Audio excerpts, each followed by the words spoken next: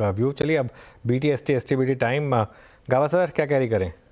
Well, I think Jubilant food setup इसलिए बोल रहा हूँ कि 7-8 हफ्ते से एक गिरावट आई है, बाउंस अच्छी जगह से 200 डे मूविंग एवरेज ट्रेड करा है 591, टारगेट 610 के, स्टॉप होगा 585 जुबिलेंट फूड।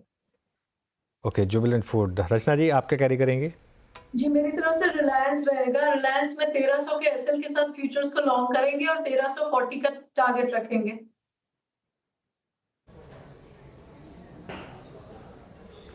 ओके, रिलायंस 1309 पे सिंस इससे बाय कॉल ऑन रिलायंस याद रखिएगा, इस चैनल का स्वामित्व प्रबंधन रिलायंस इंडस्ट्रीज होल्ड करते हैं।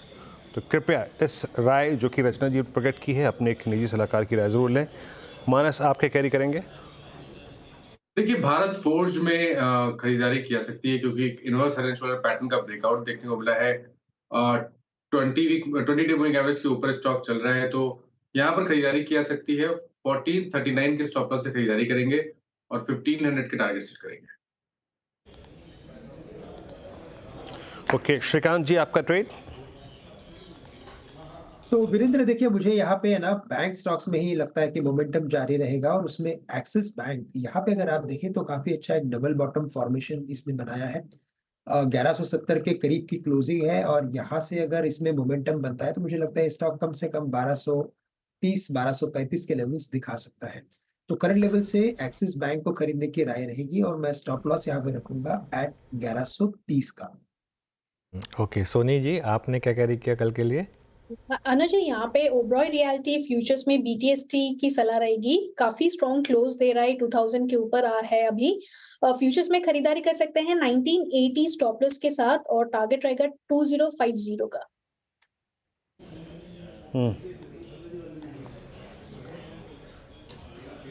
जी मार्केट ब्रेथ जी इस बीच हाँ कॉल्स हो गए पूरे। एक बार मार्केट ब्रेथ को देख लेते हैं।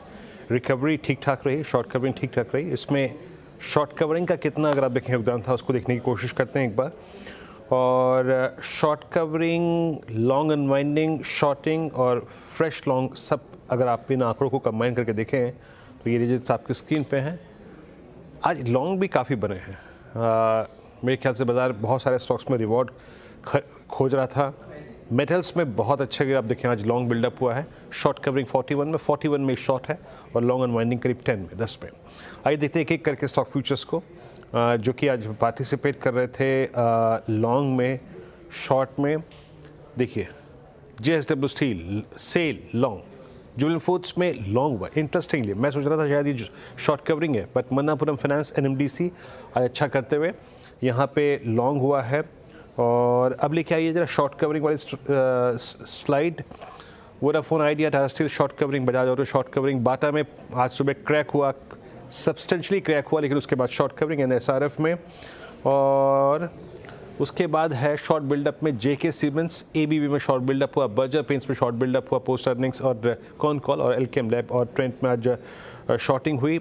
और ये थी long unwinding. AU Small Finance Bank, Coal India, ICICI Pru, Info Edge और एस्कॉट्स। अच्छा एक बार स्क्रीन पे रखिएगा एस्कॉट्स रखिएगा। मैं मार्क करके इस स्टॉक को बैठा था, शायद बात नहीं कर पाया। 3710 पे आके ये क्लोज हुआ। नहीं छोड़ता हूँ, मैं मार्क करके तो बैठा था लेकिन मैं इसको पिक नहीं करूँगा। क्यों? क्योंकि ये अभी भी उस चैनल के बीच में ट्रैप्ड है जिससे शायद अभी तक निकला नहीं है। दूसरा स्टॉक जो मैं एक आई थिंक मार्क करके बैठा था वो था चोला को मैंने पिक किया था। कैंडल रिवर्सल के दृष्टिकोण से बात करूंगा इस पे। Soni ji extremely oversold stock, मेरे ख्याल से शॉर्ट पे सुबह पैसा भी बना लोगों का, लेकिन फाइनली लोगों ने शॉर्ट कवर किया। और क्या ये आपको कैंडल रिवर्सल की सारी प्रॉपर्टीज़ जो हैं वो फुलफिल होती हुई नज़र आ रही हैं? क्या आप किसी पुल बैक ट्रेड के इच्छुक हैं यहाँ पर?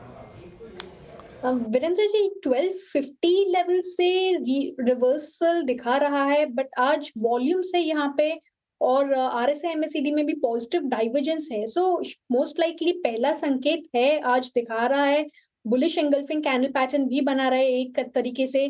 कहीं ना कहीं अगर वो 1290 और 1300 रेंज को कल क्रॉस करता है तो डबल कंफर्मेशन रहेगा और वहां से टुवर्ड्स 1340 1350 को टेस्ट कर सकता है। सो मुझे लगता है सपोर्ट स्ट्रॉन्ग है, 1250 के साथ यहाँ पे होल्ड कर सकते हैं। चलिए खैर आज वैसे एक चीज़ है, आज काफ़ी स्टॉक्स में बहुत शानदार मूव आए हैं और कुछ एक आध कैश मार्केट के स्टॉक्स को देख लेते हैं जहां पर काफ़ी मोमेंटम बहुत शानदार रहा। उसमें क्लियरली जो स्टॉक स्टैंड आउट कर रहा है वो है MRPL। यहाँ पर अच्छे मूव और उसके अलावा करीब 10.5% के मूव्स आपको MRPL में दिखाई देंगे। उसके अलावा जो रीसेंट लिस्टिंग है वारी एनर्जीज़, उसमें भी अच्छे मूव हैं, उसने फ्रेश हाई हिट किया। सब्सक्रिप्शन अच्छे थे यहाँ पर। एफकॉन्स इंफ्रा यहाँ पर थोड़े से अच्छे मूव आए हैं। जो रीसेंट लिस्टिंग है आई थिंक कल डिस्काउंट पे लिस्ट हुई, लेकिन उसके बाद ग्रीन में बंद हुई थी फाइनली, और अब 4% और यहाँ पर अच्छे मूव्स आए। तो कुछ स्टॉक्स हैं जहाँ पर मूव्स अच्छे हैं। लेकिन दूसरी तरफ ओला इलेक्ट्रिक देखिए आप ज़रा, ओला इलेक्ट्रिक करीब अब 8% नीचे, और अब ये स्टॉक वीरो अपने IPO प्राइस के नीचे आ गया है। जी हाँ, और अगर आपने इस मोमेंटम को चेज़ किया था पिछले महीने 157 वाला स्टॉक 74 पर, आई थिंक मतलब लिटरली हाफ से भी ज़्यादा, करीब 52% के करीब की गिरावट आई है पिछले 2 से ढाई महीने में यहाँ पर इस स्टॉक में भी। मुझे याद है अनुज, रक्षाबंधन के दिन इसका हाई था 156 रुपये के आसपास। मुझे अच्छी तरह याद है, मैं उस दिन छुट्टी पे था, घर से देख रहा था बैठ के आप लोगों को मैं। 156 का इसका हाई था और आज 74 रुपये हो गया। डिस्ट्रक्शन हुआ है यहाँ पे, और आई थिंक अनाप शनाप वैल्यूएशंस को चेस करना, आई थिंक शायद वही एक इम्पैक्ट है। बाकी न्यूज़ पे भी कुछ ऐसे रहे। चलिए अभी क्लोजिंग की तरफ बढ़ते हैं और मार्क करने लायक और क्या क्या है यहाँ पर।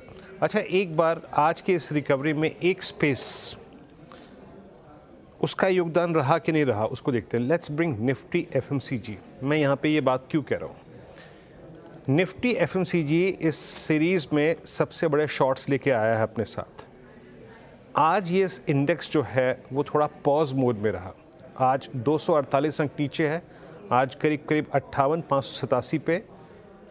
आज इसने एग्जैक्टली क्लोज दिया 200 डे एक्सपोनेंशियल मूविंग एवरेज के पास। सुबह हमने क्रैक देखा था ITC में। मानस, आपकी रीडिंग क्या कह रही है?